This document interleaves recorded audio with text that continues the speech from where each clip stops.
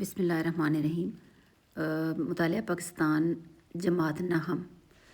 اچھا، ان کا آپ کو میں کوشچن آنسر دے چکی ہوں شارٹ پہلے۔ اس کے جو شارٹ کوشچن آنسرز ہیں وہ ایک پہلے ویڈیو میں آپ کو دے چکی ہوں۔ تو میری بچوں کوشش یہ ہے کہ میں اس طریقے سے آسان الفاظ میں ذرا دلچسپی کے ساتھ نوٹس بناؤں، تو اور کوشش کر رہی ہوں کہ جتنی میکسیمم جتنا جلدی ہو سکے، کیونکہ آگے آپ کے بورڈ کے پیپرز آ رہے ہیں تو آپ کو ہیلپ آؤٹ کیا جا سکے۔ تو اس میں تھوڑا سا کہیں میں کوئی لفظ لکھنے میں کوئی لفظ چھوڑ دوں یا کچھ، وہ تھوڑا سا میری آپ آواز کے ساتھ آپ دیکھیں گے تو آپ کی غلط فہمی جو ہوگی وہ دور ہو جائے گی۔ تو اب میں آپ کو دے رہی ہوں پاکستان کی نظریاتی بنیاد۔ یہ سبق نمبر 1 ہے مطالعہ پاکستان جماعت ناہم کا، جو پہلا حصہ ہے تاریخ پاکستان، اس کا سبق نمبر 1 پاکستان کی نظریاتی بنیاد۔ اس کے لانگ کوشچن آنسرز میں آج آپ کو دے رہی ہوں اس ویڈیو میں۔ کوشچن نمبر 1 ہے، لانگ کوشچن نمبر 1 پاکستان کی نظریاتی بنیاد کا۔ انگریزوں کے دور میں مسلمانوں کا کیا حال تھا؟ اس کا نظریہ پاکستان سے کیا تعلق ہے؟ جواب۔ اچھا بچے، یہ میں آپ کو ہیڈنگز کے ساتھ دوں گی تاکہ آپ کو یاد کرنے میں ذرا آسانی ہو جائے۔ پہلی ہیڈنگ ہے اس کی، انگریزوں کے دور میں مسلمانوں کا حال۔ اس دور میں مسلمان سیاسی، سماجی، معاشی اور تعلیمی طور پر پسماندگی کا شکار تھے۔ 1857 کی جنگ آزادی کے بعد مسلمانوں کو خاص طور پر شک و شبہ کی نظر سے دیکھا گیا اور ان کے خلاف سخت اقدامات کیے گئے۔ سیاسی زوال۔ مغلیہ سلطنت کے خاتمے کے ساتھ ہی مسلمانوں کا سیاسی اقتدار ختم ہو گیا۔ انگریزوں نے اپنی سیاسی حکمت عملی کے تحت ہندوستان پر حکومت کی، جس میں مسلمانوں کو شک اور بے اعتمادی کی نظر سے دیکھا گیا۔ تعلیمی پسماندگی۔ انگریزوں نے جدید تعلیمی نظام متعارف کرایا جو انگریزی زبان اور مغربی تعلیم پر مبنی تھا۔ مسلمان اس تعلیمی نظام سے دور رہے کیونکہ وہ اسے اپنی ثقافت اور مذہب کے لیے خطرہ سمجھتے تھے۔ معاشی بدحالی۔ مسلمانوں کی جاگیریں اور زمینیں ضبط کر لیں گی۔ انگریزوں نے ہنرمند مسلمانوں کو نظر انداز کیا اور ان کی جگہ دیگر اقوام کو مواقع فراہم کیے۔ سماجی مسائل۔ مسلمانوں کو انگریز حکومت میں کم تر حیثیت دی گئی، جس کی وجہ سے وہ سماجی طور پر پسماندہ ہو گئے۔ مذہبی آزادی محدود ہو گئی اور ان کے رسم و رواج کو دبایا گیا۔ اب ہم نے یہ دیکھنا ہے کہ اس کا نظریہ پاکستان سے تعلق کیا تھا۔ انگریزوں کے دور حکومت کے یہ حالات نظریہ پاکستان کی بنیاد بنے۔ مسلمانوں نے انگریزوں اور ہندوؤں کی مخالفت اور اپنے حقوق کے تحفظ کے لیے الگ ریاست کا مطالبہ کیا۔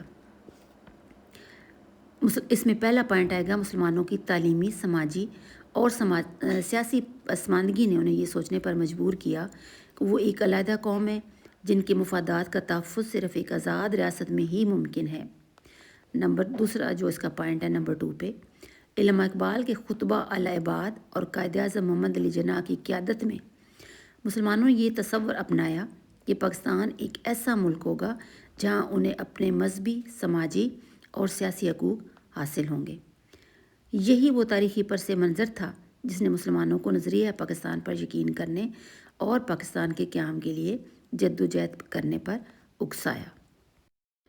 سوال نمبر 2، قائد اعظم کے بیانات کے حوالے سے نظریہ پاکستان پر بحث کریں۔ جواب۔ قائد اعظم محمد علی جناح کے بیانات نظریہ پاکستان کو سمجھنے میں ایک کلیدی حیثیت رکھتے ہیں۔ انہوں نے بار بار مسلمانوں کے جداگانہ تشخص، حقوق اور ہندوستان میں ان کی الگ قومیت پر زور دیا۔ ان کے بیانات میں نظریہ پاکستان کی وضاحت اور اس کے مختلف پہلو نمایاں ہیں۔ قائد اعظم کے بیانات اور نظریہ پاکستان، یہ پہلی ہیڈنگ آپ کی آئے گی اور پھر اس کے اندر پوائنٹ آئیں گے۔ نمبر 1، مسلمانوں کے جداگانہ تشخص کا تصور۔ قائد اعظم نے فرمایا، ہندوستان کے مسلمان ایک علیحدہ قوم ہیں جن کا اپنا مذہب، اپنی ثقافت، اپنی تہذیب اور اپنی تاریخ ہے۔ وہ ہندوستان سے بالکل مختلف ہیں اور یہ ضروری ہے کہ ان کے لیے ایک آزاد ریاست قائم کی جائے جہاں وہ اپنے مذہب اور رسم و رواج کے مطابق زندگی گزار سکیں۔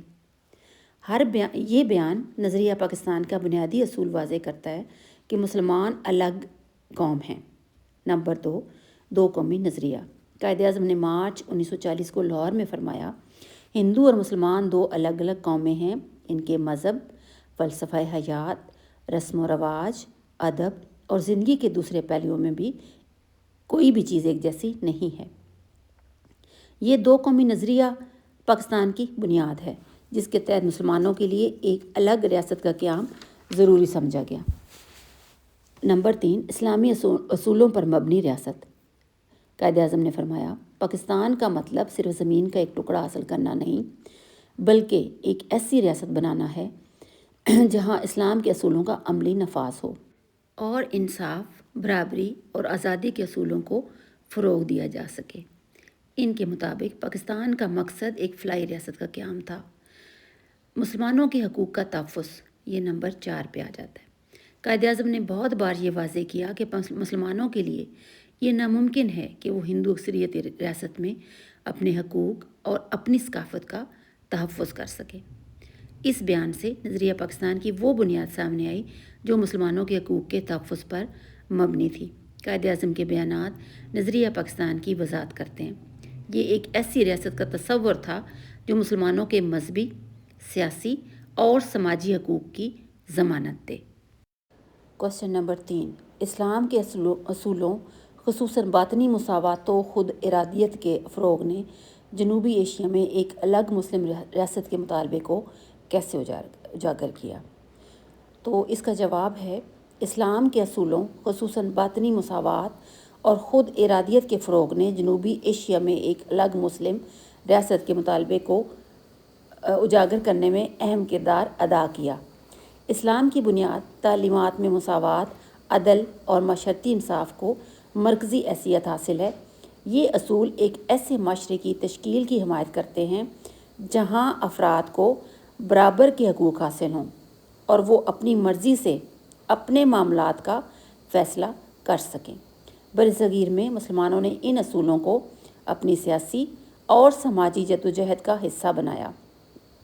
باطنی مساوات کا تصور اس بات پر زور دیتا ہے کہ اسلام میں تمام افراد برابر ہیں، چاہے وہ کسی بھی ذات، رنگ یا زبان سے تعلق رکھتے ہوں۔ یہ تصور مسلمانوں کے اندر اتحاد پیدا کرنے کا سبب بنا اور ایک الگ ریاست کے مطالبے کو مضبوط بنیاد فراہم کی۔ خود ارادیت کا اصول جو اسلام کی روح میں شامل ہے، مسلمانوں کے لیے یہ حق تسلیم کرتا ہے کہ وہ اپنی سیاسی اور سماجی زندگی کو اپنی اقدار اور اصولوں کے مطابق ترتیب دے سکیں۔ یہی وہ عوامل تھے جنہوں نے آل انڈیا مسلم لیگ اور قائد اعظم کی قیادت میں مسلمانوں کو پاکستان کے قیام کی جدوجہد میں متحرک کیا۔ سوال نمبر 4، برطانوی استعمار نے برصغیر پاک و ہند میں زندگی کے مختلف پہلوؤں کو کیسے متاثر کیا؟ جواب ہے اس کا، برطانوی استعمار نے برصغیر پاک و ہند کی معاشرت، معیشت، ثقافت، تعلیم اور سیاست پر گہرے اثرات مرتب کیے۔ اب اس میں یہ ہے کہ نمبر 1 ہیڈنگز کے ساتھ میں آپ کو بتاؤں گی۔ نمبر 1 پہ ہے معاشی اثرات، زرعی نظام کی تباہی، اس کے اندر آ جائے گا پھر ایک آگے معاشی اثرات میں پہلا آ جائے گا زرعی نظام کی تباہی۔ زراعت کو منافع بخش بنانے کے لیے کاشتکاروں پر نقد فصلیں اگانے کا دباؤ ڈالا، جس سے روایتی زراعت ختم ہو گئی۔ اس میں نمبر 2 پہ ہے، یعنی دوسرا پوائنٹ اس کا یہ ہے، معاشی اثرات میں صنعتی شعبے کا زوال۔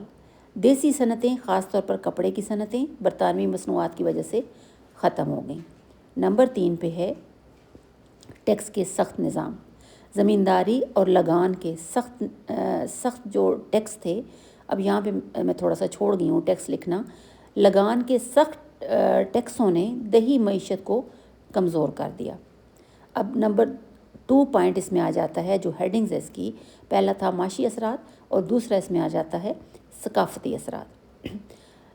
اس میں پہلا پوائنٹ آ جائے گا ثقافتی اثرات کے اندر مغربی ثقافت کا فروغ۔ برطانوی ثقافت نے دیسی طرز زندگی اور رسم و رواج کو متاثر کیا۔ اس میں ایک پوائنٹ ہے مقامی ثقافت کا زوال، روایتی فنون اور زبانیں جیسے فارسی اور سنسکرت پس منظر میں چلی گئیں۔ اب اس میں ہیڈنگز میں تیسرا پوائنٹ آ جاتا ہے تعلیمی اثرات۔ نمبر 1 پہ میں نے کہا تھا معاشی اثرات، نمبر 2 پہ ہے ثقافتی اثرات، نمبر 3 پہ تعلیمی اثرات۔ مغربی تعلیم کا نظام، انگریزوں نے مقامی مدارس کی جگہ انگریزی تعلیم متعارف کرائی، جس سے دیسی زبانوں اور علوم کو نقصان ہوا۔ اس میں دوسرا پوائنٹ آتا ہے تعلیمی امتیاز۔ تعلیم تک رسائی امیروں اور مخصوص طبقوں تک محدود رہی۔ اب ہیڈنگ جو اس کی تھی نمبر 1 پہ معاشری اثرات، ثقافتی اثرات، نمبر 3 پہ تعلیمی اثرات، اب نمبر 4 پہ آ جاتا ہے سیاسی اثرات۔ انگریزوں نے مضبوط مرکزی حکومت قائم کی، جس نے مقامی حکمرانوں کے اختیارات کو ختم کر دیا یا کم کر دیے۔ اس میں بھی اب میں نے ختم لکھنا نہیں لکھا، لیکن آپ میں اس میں یہ کہ اختیارات کو ختم کر دیا یا اختیارات کم کر دیے گئے۔ برطانوی استعمار نے برصغیر کے مختلف پہلوؤں کو گہرے اور دیرپا اثرات کے ساتھ متاثر کیا۔ انگریزوں کی استحصالی پالیسیوں نے برصغیر کو کئی مسائل کا شکار کر دیا، جن کے اثرات آج بھی محسوس کیے جاتے ہیں۔ کوسچن نمبر 5، اپنے وقت کے مسلح کے طور پر سر سید احمد خان کے نمایاں کردار کی تفصیل سے وضاحت کریں۔ اچھا، ایک بات میں آپ کو واضح کر دوں کہ مجھے جتنی دلچسپی سے اور جتنی آسان ورڈنگ میں نے آپ کے یہ نوٹس تیار کیے ہیں، تو اگر 2 سے 3 دفعہ اگر آپ مجھے ہی سن لیں تو اس میں یہ ہے کہ آپ کا کوسچن تیار ہو جائے گا، اور آپ اس کو پھر 2-3 دفعہ سننے کے بعد اپنے الفاظ میں آپ لکھ سکتے ہیں۔ اچھا، اس کے جواب کی طرف آتے ہیں۔ سر سید احمد خان 19ویں صدی کے اہم مسلحین میں شمار کیے جاتے ہیں۔ انہوں نے برصغیر کے مسلمانوں کی تعلیمی، سماجی اور فکری پسماندگی کو دور کرنے کے لیے قابل ذکر خدمات انجام دی۔ اب ہم دیکھتے ہیں کہ انہوں نے کیا کیا خدمات سر انجام دی تھیں۔ نمبر 1 میں آ جاتا ہے تعلیمی اصلاحات۔ اور اب جب آپ تعلیمی اصلاحات لکھتے ہیں تو اس کے اندر بھی پھر 3 پوائنٹ ہیں جو آپ کو تھوڑا سا ہائی لائٹ کر کے لکھنا پڑے گا۔ جدید تعلیم کا فروغ، انہوں نے مسلمانوں کو مغربی تعلیم حاصل کرنے کی ترغیب دی تاکہ وہ برطانوی دور میں ترقی کر سکے۔ نمبر 2 پہ دوسرا جو اس میں پوائنٹ آتا ہے علی گڑھ تحریک، انہوں نے 1875 میں علی گڑھ میں محمڈن اینگلو اورینٹل کالج قائم کیا۔ تیسرا پوائنٹ ہے اردو زبان کا تحفظ، انہوں نے اردو زبان کو مسلمانوں کی شناخت کا اہم حصہ قرار دیا اور اس کے فروغ کے لیے کام کیا۔ نمبر 2 پوائنٹ آ جاتا ہے ان کی جو خدمات تھیں اس میں سماجی اصلاحات، مسلمانوں کی فکری بیداری۔ سماجی اصلاحات کے اندر جو پہلا پوائنٹ ہے وہ ہے مسلمانوں کی فکری بیداری۔ سر سید نے مسلمانوں کو قدامت پستی سے نکال کر جدید طرز فکر اپنانے کی دعوت دی۔ اس میں نمبر 3 جو سر سید احمد خان کی خدمات ہیں اس میں ان کا آ جاتا ہے سیاسی کردار۔ سیاسی کردار کے اندر پھر جو 2 پوائنٹ ہیں اس میں نمبر 1 مسلمانوں کے علیحدہ تشخص کا دفاع، سر سید نے مسلمانوں کو ہندو اکثریت کے سیاسی اثر و رسوخ سے محفوظ رکھنے کے لیے علیحدہ تشخص پر زور دیا۔